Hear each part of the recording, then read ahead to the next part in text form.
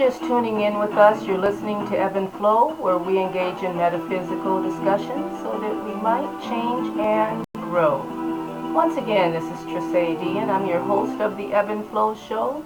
And we've been talking about the laws that govern our world. These laws are known as the laws of nature, universal laws, keys of the kingdom, and still others know them as the divine intelligent design. It's important that you know that these laws exist and are at work and affecting our lives, whether we know it or not, whether we want them to or not, or whether we choose to align ourselves with them or not. In this segment, we'll be discussing, once again, the law of action. But before we begin, let's clear our minds by taking a deep breath in and exhale. Take a deep breath in and exhale. Think of nothing more as you take a deep breath in, let all thoughts dissipate, and exhale. Friends, today again we're going to take a listen to YouTube's version of my mentor, Abraham Hicks, and she is going to give us some information on another rampage on deeply satisfied and eager. So I have her queued up and ready to go. But let's begin by saying the law of action decrees that nothing happens without action. We can be the most gifted and talented and motivated, persevering person in the world, but nothing will materialize unless we take sustained action. Simply put, you must take action to get what you desire. As Walter D. Wattles puts it, by thought, the thing you want is brought to you. By action, you receive it. It's no good creating meticulous plans, visualizing daily, or reciting positive affirmations if you don't take the action necessary. You'll never receive what you're looking for. You have to realize that time is fleeting. Every minute wasted upon an opportunity is lost. The time is going to pass anyway. Doesn't make sense to spend it doing things that advance you in a direction of it. It makes sense to do things that are going to advance you in the direction of the results that you want to see. You've lived your life, your previous life, so the rest of your life, why not put all action toward going out with a bang, as you put it, living life as you want it to be lived. Action today brings results tomorrow. Mahatma Gandhi once said that the future depends on what you did today. In fact,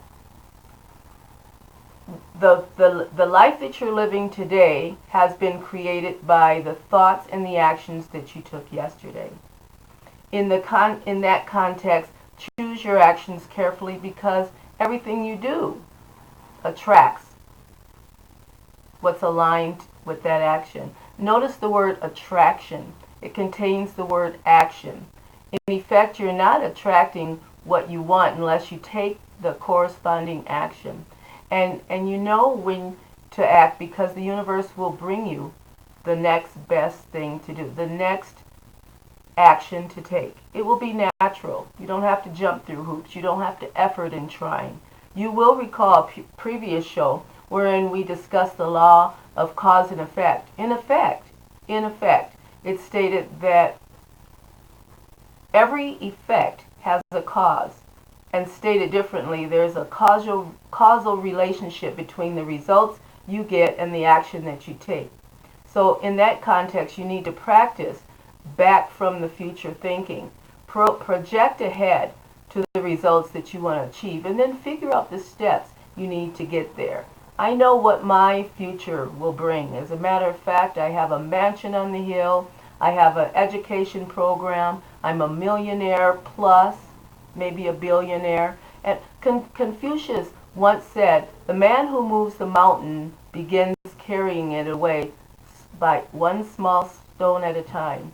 And this describes the cumulative effects of action over time. No matter how big the goal is, it can be achieved, breaking it down into manageable action steps. For example, if you want to write a book, set that goal to write 1 page every day. In that context, the cumulative effects of these small actions is a 365-page book written in 12 months. You need to realize that action is always preceded by vision.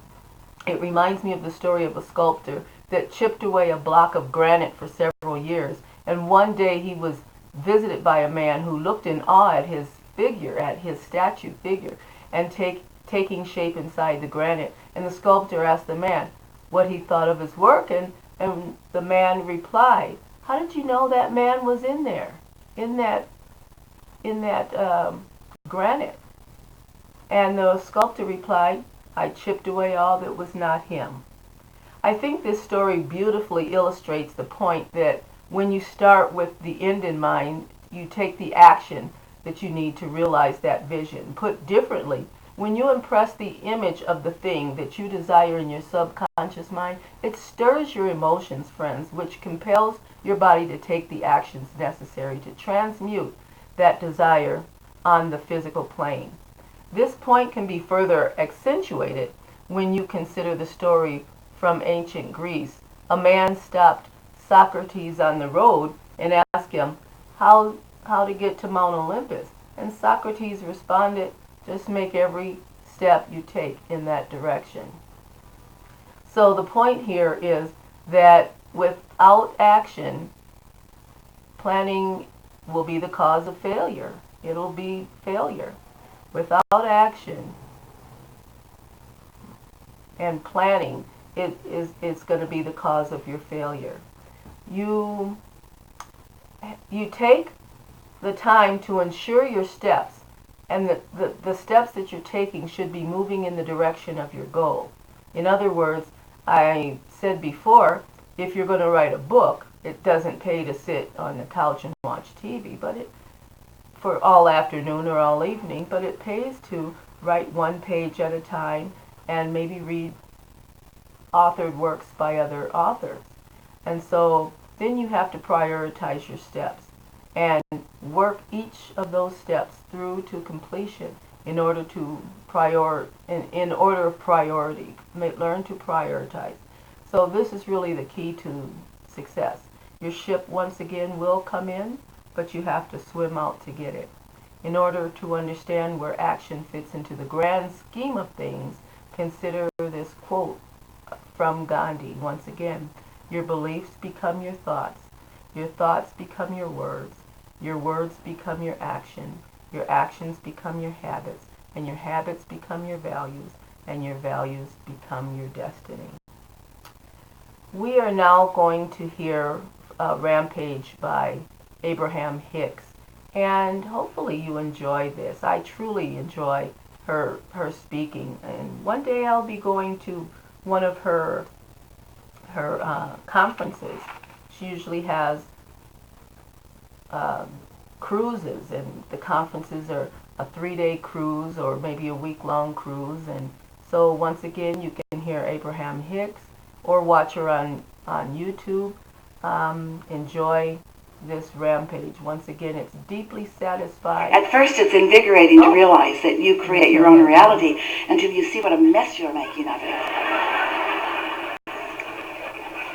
And then you'd like to blame someone else. Well, we like knowing that you create your own reality, and we like you knowing that you do.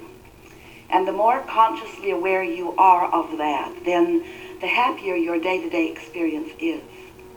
Once you begin to have ideas of what you want, then it's a matter of deliciously focusing and feeling yourself aligning with your desire, while you feel law of attraction responding to your focus and the momentum of your desire building within you even before it manifests.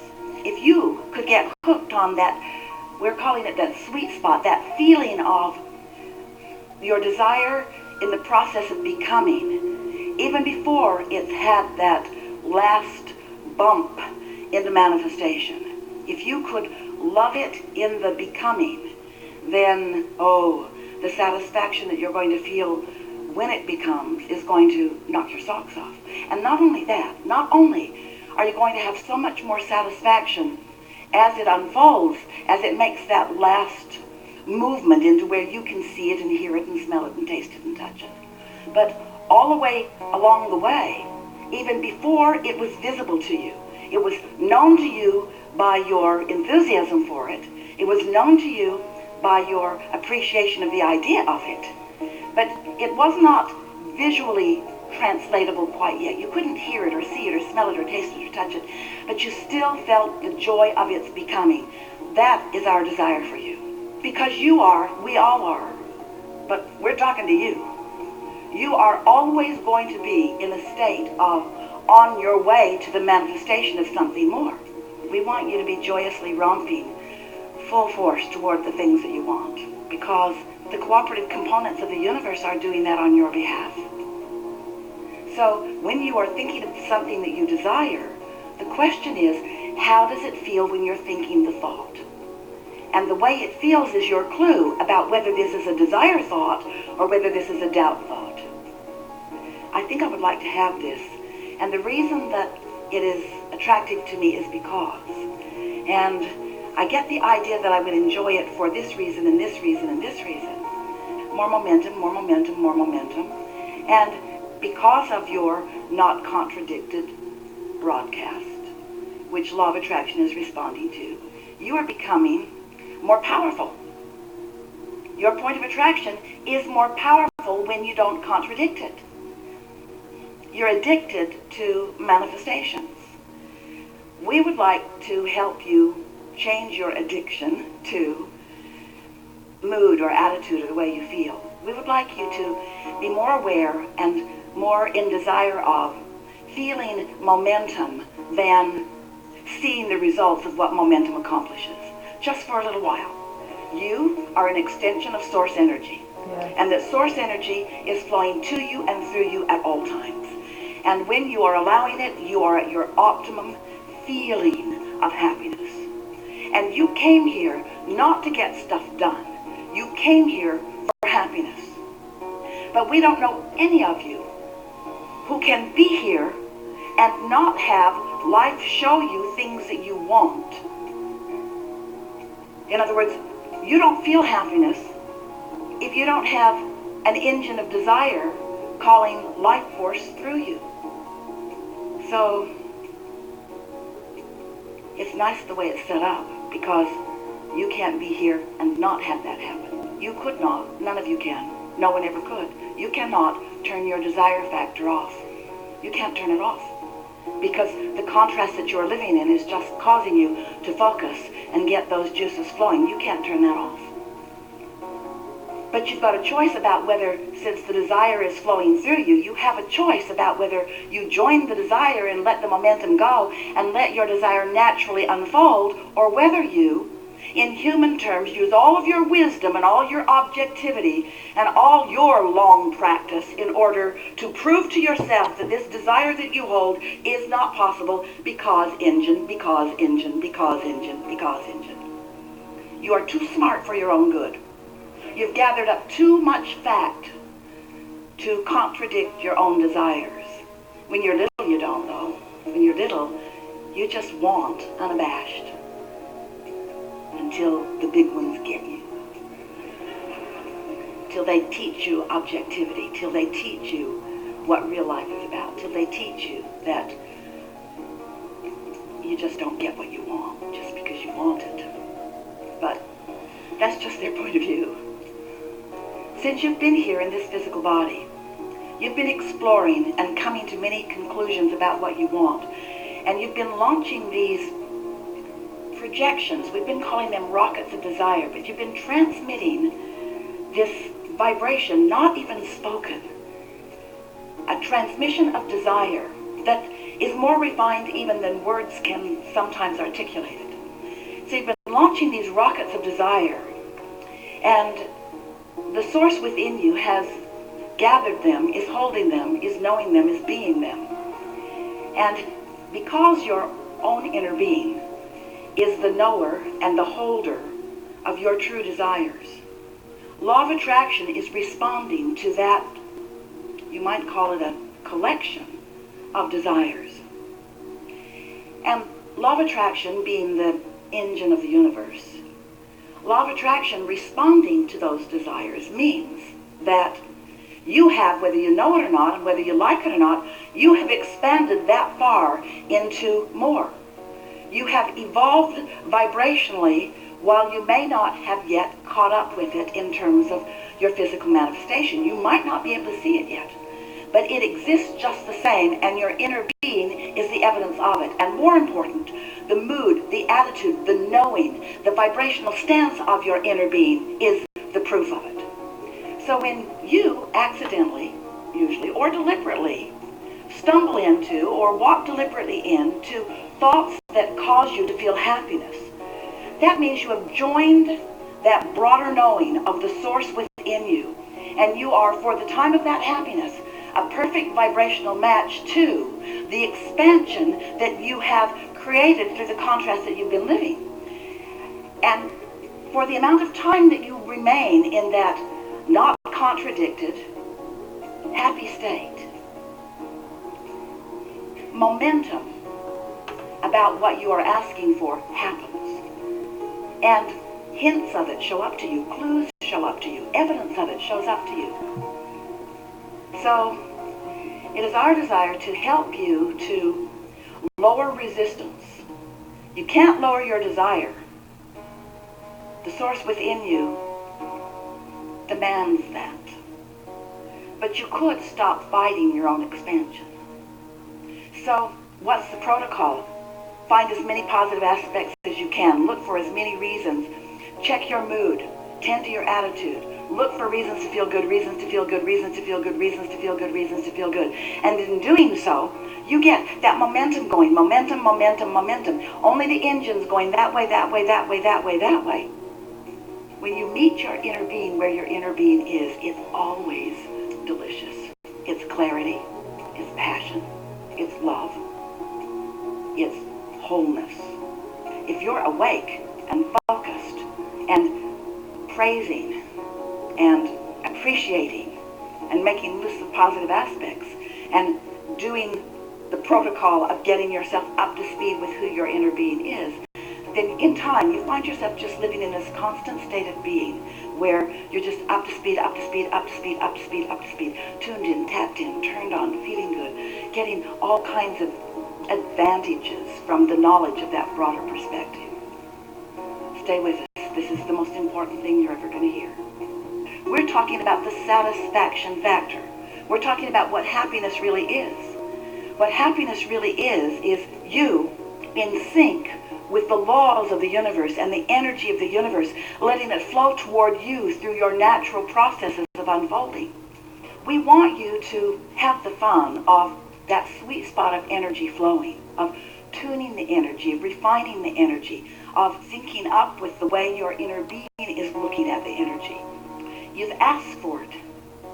You've asked for it, and therefore it is. It's evolving and expanding, as are you, and therefore it is becoming more and more and more and more and more. And so when you are willing to allow your vortex, which is full of all of the components of everything that you want, when you are willing to allow the gestation of that vortex, this is the part that you must play, and you are willing to stay in sync often enough with that vortex that the manifestation, the clues are unfolding in your mind, so that when it manifests, it is the next logical step. That's right. Still, the satisfaction factor will be so huge. If you care not about the manifestation, but you care about how you're feeling as you're visualizing, how you feel as you're imagining, how you feel as you are anticipating, then the energy is all lined up just right for you, and then when it manifests, it will be extremely satisfying. So this is the other piece that we want to stick in here. Not just the satisfaction factor, but we've been talking about things that surprise and delight you. So the reason that you, dear hearts, and you are addicted, and you are, to manifestations is because the manifestation isn't just something that's there. It's something that you have created, and in it, as it stands there, is all that you are. It's all the thoughts that you've thought about it. Imbued in that painting is all that I am. All that I am, I've thought it forward into this. It was all of the molding of it into place. All of those thoughts and all of those feelings and all of those desires and all of those questions and all of those answers and all of that life, all of that life, all of that life in that manifestation, you see. You can't stop the manifestations from happening. There's one happening now, and now, and now, and now. This is going to take a while, and now, and now, and now. In every moment that you are focused out into the world, there are manifestations happening. There are manifestations that have happened that you can see. There are manifestations in the making. There's the manifestations of thoughts coming into your mind. So, with all of this that we've been saying to you, it all boils down to this simple understanding. You ask for the protocol. We want to give you the law. Everything that you just heard us say boils down to this simple understanding. You are a continuum of source energy, and you're here in this body continuing. You're sorting and sifting and coming up with things that you want at all levels of your being, and you're continuing by launching these vibrational rockets forward. Your inner being, who didn't come all the way forward with you, who remains non-physically focused, takes that new thought and holds it in that nice steady place, which gives you the opportunity then to come into vibrational alignment with that ever-evolving, gestating vortex or vibrational reality. And so all day you're putting things into your vortex, and all day they are becoming more and more and more, and all day the universe is calling forward cooperative components, and all day it's getting bigger and bigger. All day, every day, your creations are becoming more and more. They are getting ready for you to get ready for them. They're getting ready for you to be ready for them. And how do you know when you're ready? When you're at your happiest, you see.